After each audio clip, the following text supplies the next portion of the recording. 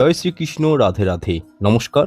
আজকের এই প্রোগ্রামে খুব সংক্ষেপে আলোচনা করব ঠাকুর ঘরে পুজো করার সময় এমন 10টি সংকেত রয়েছে, তার মধ্যে যদি একটি সংকেতও আপনারা পেয়ে যান, তার মানে বুঝবেন যে ভগবান ঈশ্বর আপনার উপর প্রসন্ন, ঈশ্বরের সান্নিধ্যতে আপনারা কিন্তু আছেন। জীবনের সফলতা বলুন, অগ্রগতি বলুন, এগুলো আপনাদের জীবনে আসতে চলেছে এবং জীবনে যে কঠিন পরিস্থিতির মধ্যে যাচ্ছেন, সেই কঠিন পরিস্থিতি কিন্তু আস্তে আস্তে সহজ হয়ে উঠবে। আপনি এই সংকেতগুলো যদি পেয়ে থাকেন, অনুরোধ করব কাউকে বলবেন না। এই সংকেতের মাধ্যমে এটাও অনুভব করবেন যে আপনার পুজোতে ভগবান কিন্তু সন্তুষ্ট। আমি অনুরোধ করব যারা প্রোগ্রামটি আজকে দেখবেন এবং যারা কৃষ্ণ ভক্ত, তারা কিন্তু কমেন্ট সেকশনে জয় শ্রীকৃষ্ণ, রাধে রাধে লিখে জানাবেন। চ্যানেলটি সাবস্ক্রাইব করে রাখবেন এবং ভিডিওটি লাইক এবং শেয়ার করে দেবেন।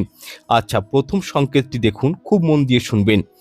দেখুন, আপনি যখন পুজো করছেন, তো এই পুজো করার সময় যে ধূপ এবং প্রদীপ ভগবানের জন্য আপনি প্রজ্বলিত করেছেন, সেই ধূপের ধোঁয়া আর প্রদীপের আলো যদি ভগবানের দিকে প্রভাবিত হয়, অর্থাৎ ধূপের ধোঁয়া যদি ভগবানের দিকে যায়, আপনার ঘরে যে ইষ্ট দেবতা রয়েছে, যে মূর্তি রয়েছে ভগবানের, তার দিকে যদি যায় ধূপের ধোঁয়া, এটি অত্যন্ত শুভ সংকেত।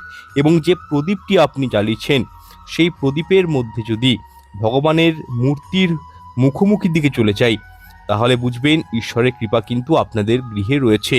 এছাড়াও দেখুন, পুজো করার সময় যদি কখনো এমনটা অনুভব করেন যে ফুল আপনি ভগবানের চরণে দিয়েছেন, সেই ফুলটি বারংবার পড়ে যাচ্ছে, তাহলে কিন্তু এটি শুভ নয়। কোন ক্ষেত্রে শুভ সেটাও জানা উচিত। আপনি পুজো করলেন, পুজো হয়ে গেল, তো ভগবানের চরণ থেকে যদি একটি ফুল আপনার দিকে চলে আসে, সেটি শুভ লক্ষণ। কিন্তু যে ফুল আপনি কৃষ্ণকে দিচ্ছেন বা আপনি যে দেবতাকেই আরাধনা করুন, উনাকে দিচ্ছেন, কিন্তু ফুলটি পড়ে যাচ্ছে, তার মানে বুঝবেন ঘরে কোনো নেগেটিভিটি শক্তি রয়েছে। এই ক্ষেত্রে নিজের বিশ্বাস, ভক্তি, এগুলোকে কিন্তু বজায় রাখতে হবে এবং নিজের কনসেন্ট্রেট লেভেলটাকে বাড়াতে হবে। আর আরেকটা বলে রাখি, দেখুন, ফুল যখন ভগবানকে দিবেন, সেক্ষেত্রে অন্য কেউ ফুল তুলেছে বা কোনো ফুল মাটিতে পড়ে রয়েছে, এরকম কোনো ফুল ভগবানকে দিবেন না। ফুলের মধ্যে পোকা থাকলে বা ফুলটি যদি শুকিয়ে গেছে, এরকম ফুল কিন্তু কখনোই ভগবানের চরণে নিবেদন করতে নেই। এবং বিশেষ করে বাসি ফুল, ধরুন গতকাল কোনো ফুল তোলা রয়েছে, সেটি কিন্তু ভগবানকে দিতে নেই। তবে হ্যাঁ, যদি কখনো এরকম সংকেত পান যে আপনি যে ফুলটি নিয়েছেন সেটি পুজো হয়ে যাওয়ার পর আপনার দিকেই পড়ে গেছে, ওটাকে কাজ করবেন, ওই ফুলটিকে লাল শালু কাপড়ে বা হলুদ কাপড়ে মুড়ে নিজের ক্যাশ বাক্সতে হোক বা অর্থস্থানে রেখে দিবেন। এর ফলে কিন্তু আয় উন্নতি অবশ্যই বৃদ্ধি পাবে, জীবনে চরম সফলতা আসবে। এবং কি এই ফুলটি যদি গুপ্ত স্থানে রাখতে পারেন, তাহলে কি হয়, প্রগতি, উন্নতি, আর্থিক সংকট এগুলো কিন্তু দূরীভূত হয়।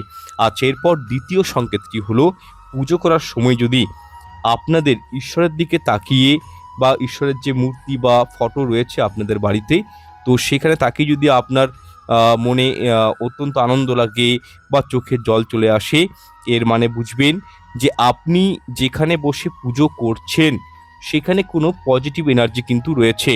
অর্থাৎ আপনার হৃদয়ের সঙ্গে পরমাত্মার একটা সম্পর্ক স্থাপন হচ্ছে বলেই কিন্তু জেনে রাখবেন আপনার চোখে জল আসছে। দেখবেন মন যখন অত্যন্ত শান্ত থাকে, তখনই কিন্তু আত্মার সঙ্গে পরমাত্মার মিল হয় এবং সেই মিলনের সন্ধিক্ষণে আমাদের শরীরের পঞ্চ ইন্দ্রিয় অত্যন্ত সেন্সিটিভ হয়ে ওঠে এবং যার ফলে কিন্তু অত্যন্ত ভাবুকতার কারণে, আবেগের কারণে আমাদের অনেকের দেখবেন এই পুজো করার সময় কিন্তু চোখে জল চলে আসে। এটি কোনো কাকতালীয় ঘটনা নয়। যার হৃদয় অত্যন্ত নির্মল, যার উপর ভগবান প্রসন্ন, যার পুজো উনি গ্রহণ করছেন, দেখবেন এরকম মানুষের কিন্তু এই ঘটনা ঘটে থাকে। অনেক সময় পুজো করছেন, করতে করতে ভগবানের দিকে তাকিয়েছেন, এক দৃষ্টিতে চোখে জল চলে এসছে, মনটা একটা বেদনায় ভর্তি হয়ে গেছে। তো এইগুলোর মানে হচ্ছে ভগবান আপনার উপর সন্তুষ্ট। কিন্তু হ্যাঁ, পুজো করতে বসে কখনোই নেগেটিভ থিঙ্কিং করবেন না। যারা অপরের ক্ষতি করতে, মানে ক্ষতি করার জন্য পুজো করে বা ভগবানের কাছে চাই ওর যেন ক্ষতি হয়ে যায়, সেই পুজো কিন্তু ভগবান নেন না। ভগবানের পুজো সবসময়ই সৎভাবে করার চেষ্টা করবেন, নিজের কল্যাণ চাইবেন, অপরের কল্যাণ চাইবেন, তবেই কিন্তু সেই পুজো ভগবান গ্রহণ করেন। আচ্ছা, এরপর তৃতীয় সংকেতটি হচ্ছে, দেখুন, আপনি পুজো করতে বসছেন, হঠাৎ করে দেখলেন যে ধূপ আপনি জ্বালিয়েছেন সেই ধূপ মানে জ্বালানোর আগেই যদি আপনার পুজো ঘরটা সুগন্ধি কোনো একটা মানে গন্ধে ভরে যায়, তার মানে বুঝবেন কোনো পজিটিভ এনার্জি কিন্তু আপনার গৃহে এসছে। বা হয়তো এমনটা হতে পারে আপনি পুজো করছেন কিন্তু সেই সময় অনুভব করলেন কোনো একটা বিশ্রী দুর্গন্ধ আপনার গৃহে ছড়িয়ে গেল, তার মানে বুঝবেন গৃহে কিন্তু নেগেটিভিটি রয়েছে। তো এই ক্ষেত্রে প্রত্যেক শনিবার দিন কর্পূর লবঙ্গ গৃহে পোড়াবেন এবং তার সাথে ফিটকেরি ঘরের মধ্যে রাখবেন। এতে কি হয়, নেগেটিভিটি দূর হয়। আর অবশ্যই চীনামাটির পাত্রে লবণ রেখে দিবেন। এর ফলে কিন্তু কি হয়, সমস্ত নেগেটিভিটিগুলো সেই লবণে কিন্তু শোষণ হয়ে যায় এবং সেটি সপ্তাহে একবার হলেও কোনো জলে বা গাছের গোড়ায় আপনি লবণটি ফেলে দিবেন। এর ফলে কি হয়, ঘর থেকে নেগেটিভিটি দূর হয়ে যায়। যাই হোক, এরপর চতুর্থ বিষয়টি হচ্ছে, ধরুন আপনি পুজো করছেন, সেই সময় কোনো গরিব মানুষ হতে পারে, কোনো আত্মীয় পরিজন হতে পারে, কোনো সাধু সন্ত হতে পারে, আপনার গৃহে এসছে। আপনি কিন্তু তাকে কখনোই অপমানিত করে বা মানে তাড়িয়ে দেবেন না, খালি হাত ঘুরিয়ে দেবেন না। আপনার কাজ হচ্ছে ওই সাধু সন্তকে বা মহারাজকে অবশ্যই আপনার সামর্থ্য মতো কিছু দান করার চেষ্টা করবেন।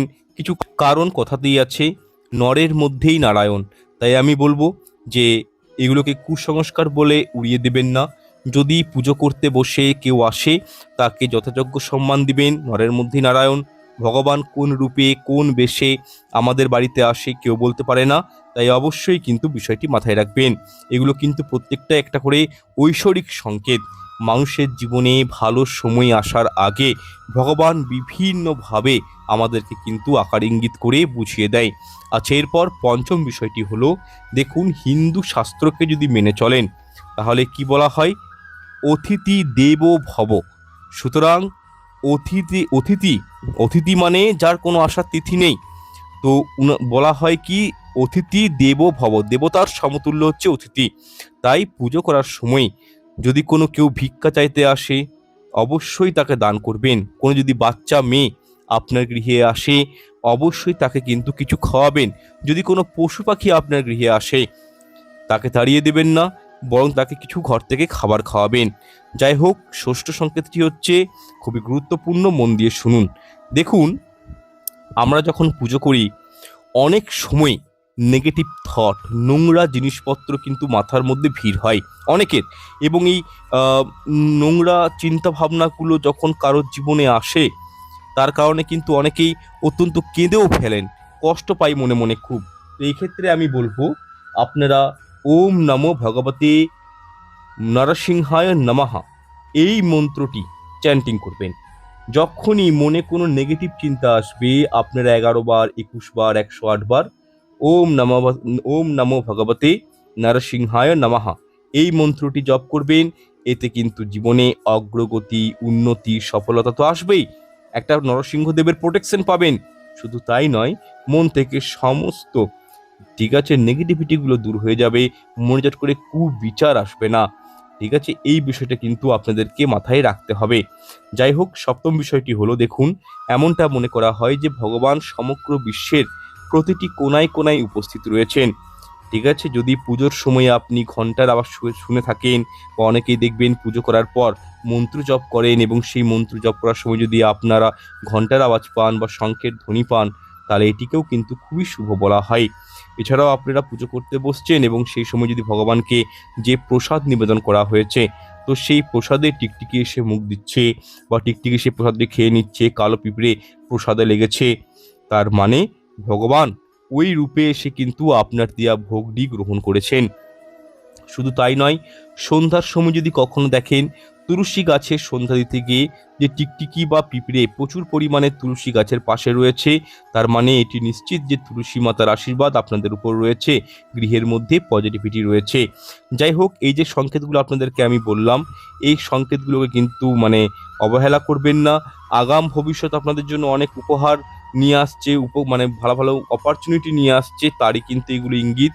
ভগবান আপনার পুজোতে সন্তুষ্ট হয়েছে সেটাও কিন্তু বোঝা যায়। এছাড়াও ধরুন যাদের গৃহে অত্যন্ত মাত্রায় নেগেটিভিটি রয়েছে, অশুভ শক্তি রয়েছে, বা আপনি পুজো করতে বসছেন বারবার, আপনার হাই উঠছে, চোখে নিদ্রা লেগে যাচ্ছে, শরীর পরিশ্রান্ত লাগছে, একেবারেই পুজোর প্রতি মন দিতে পারছেন না, ভগবানের প্রতি মনে কোনো ভক্তি শ্রদ্ধা আসছে না, তো সেক্ষেত্রে বলবো এগুলোর মধ্যে কিন্তু বোঝা যায় যে ঘরে বাস্তু দোষ রয়েছে, ঘরে কোনো নেগেটিভ এনার্জি রয়েছে। তাই আমি পুনরায় বলছি, তেজপাতা, কর্পূর, লবঙ্গ আপনারা প্রত্যেক শনিবার কিন্তু জ্বালাতে শুরু করুন এবং সেই ধোঁয়াটা সমগ্র ঘরে ভালো করে ছড়িয়ে দিন। এই উপায়টি আপনি অমাবস্যার দিনে অবশ্যই করবেন, খুব ভালো রেজাল্ট পাবেন, গৃহ থেকে বাস্তুদোষ দূর হবে এবং কর্পূরের গন্ধে ভগবান দেবদেবীরা কিন্তু আকৃষ্ট হয়। তবে হ্যাঁ, বৃহস্পতিবার দিন কিন্তু এই উপায়টি করবেন না, বাকি সব দিনই এই উপায়টি কিন্তু করতে পারেন। যাই হোক, প্রোগ্রামটি দীর্ঘায়িত করছি না। ভিডিওটি ভালো লাগলে লাইক কমেন্ট শেয়ার করতে ভুলবেন না, চ্যানেলটি সাবস্ক্রাইব করে রাখবেন। আর যারা হস্তবিচার প্রিমিয়াম কুষ্টি পেতে চাইছেন, বাস্তুশাস্ত্র বিচার করাতে চাইছেন, তাদের জন্য হোয়াটসঅ্যাপ নাম্বার চ্যানেলের ডেসক্রিপশন বক্সে এবং ভিডিওর মধ্যে দেওয়া রয়েছে, সেখান থেকে যোগাযোগ করতে পারেন। ঈশ্বর আপনাদের মঙ্গল করুক। রাধে রাধে।